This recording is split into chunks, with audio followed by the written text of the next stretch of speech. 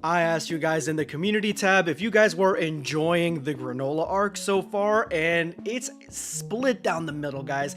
It's basically 50-50, 65-35 is pretty close, closer than any of my other polls when it comes to this subject, so I want to push you guys over the edge. If you guys don't know anything about the new chapter, if you guys have not seen it yet, then I got you because it has just leaked, and I have all the juicy details to make you determine whether or not you actually do like the granola arc or you don't, because this is ultimately what looks like to be the climax. Let's go. This video is sponsored by DUEL. Action fighting at its most extreme, one of the most popular and widely played RPGs in the world, Dungeon & Fighter is now back as a 2.5D action fighting game. Melt multiple hours into the Smash style fighting game that features intuitive command inputs, crisp and clear brand new graphics, dazzling skill effects that do a phenomenal complete screen takeover. This game uses a rollback netcode to ensure a low lag, seamless multiplayer experience worldwide, so you never miss a moment. Choose from 16 charming characters, each with their distinct skills and personalities. Outsmart, outplay, or downright beat up your opponents and become the master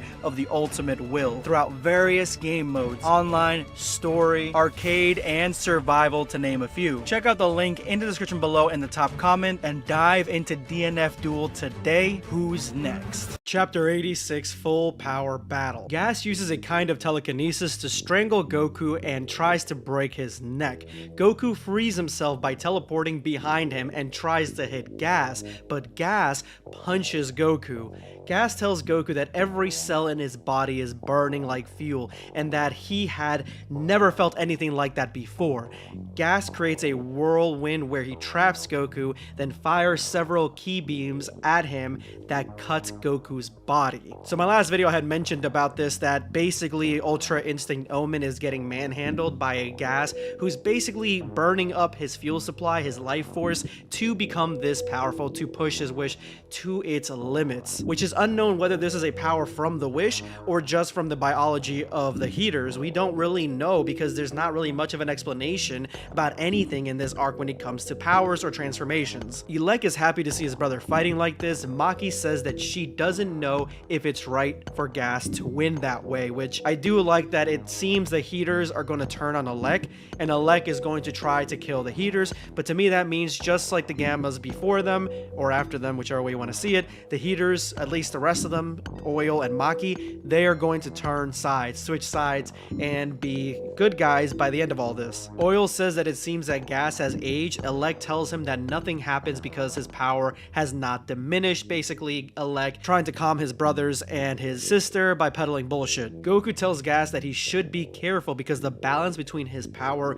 and his body has been broken. Again, we don't know whether this is a part of their biology or is it part of the wish. I think it's both combined, but that's just me stretching it. Gas creates big legs with his powers and kicks Goku. Goku tries to attack him. Gas creates two big arms with his powers and goes for Goku. Before both collides, Ki blasts come between them. It's Granola that flies and hits Goku. Elec is surprised to see that Granola still hates the Saiyans and tells Granola that if he kills them, he will hire Granola again, which to me, it's just a waste of a scene. I think that's stupid that Elec would think that Granola would actually be hired by Elec again, the man that basically killed his mother, the whole reason for him hating the Saiyans in the first place. A waste of a moment. Granola tells Goku that he has heard the voice of Bardock in a dream and tells Goku what he is going to do. Granola begins to charge a large key ball in his hands. Goku tells him that he will buy some time for Granola to prepare his attack. Goku stops Gas's giant fist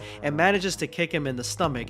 Gas then creates two giant feet and slams Goku into the ground. Gas sees Granola and throws a key ball at him, but Goku creates a barrier to protect Granola. Gas launches several key attacks at Goku until he loses consciousness, which is something that we've seen in the Tournament of Power and the Moro arc, where Goku loses consciousness only to be awakened by, say, Ultra Instinct. Gas is exhausted but is ready to kill Granola. However, Vegeta arrives and headbutts Gas. Vegeta tells Granola to hurry up and finish preparing his attack.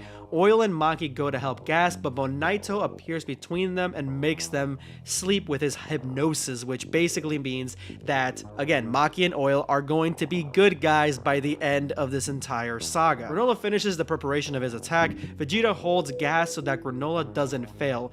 Gas breaks free from Vegeta and goes for Granola. Goku wakes up and creates a giant body like when he fought Moro. Basically, Ultra Instinct Susanoo mode is now activated. Goku grabs Gas and throws him out of the planet. Granola tries to target Gas, but he can't because he has his eyes damaged. But Auto Mill, which is the contraption that Granola has on his eye, on his face, helps him and manages to shoot a large key ball that hits Gas. Gas falls to the ground. Oil and Maki go to his aid. Granola didn't kill him. He does not want revenge with anyone anymore. Not that it matters. Gas is basically at the end of his life. He has burned up too much of his life force unless something happens that makes it so he doesn't die, which I hope that doesn't happen because Gas and, to be honest, Granola both deserve to die. To show us that basically wishing for these sort of powers is detrimental to the health of the person that wishes, is the user. Granola tells them to take him to home and never come back. Goku and Vegeta reach Granola, who apologizes to them. The chapter ends with Gas on the ground. It seems that he has finally been defeated. It did take all three of them to defeat him, and a lot of people in the original tweet for this summary, I mean, they're not very happy about this. They're calling it anticlimactic. It's a shitty ending for this fight. What comes next? What's gonna happen? Does Alec have a plan? Basically, all the threads have been concluded at the end of this chapter. Granola still hates the Saiyans but doesn't wish revenge and actually hears the voice of Bardock in his mind. Goku and Vegeta kind of are sure of themselves with their own powers, except for Vegeta really, but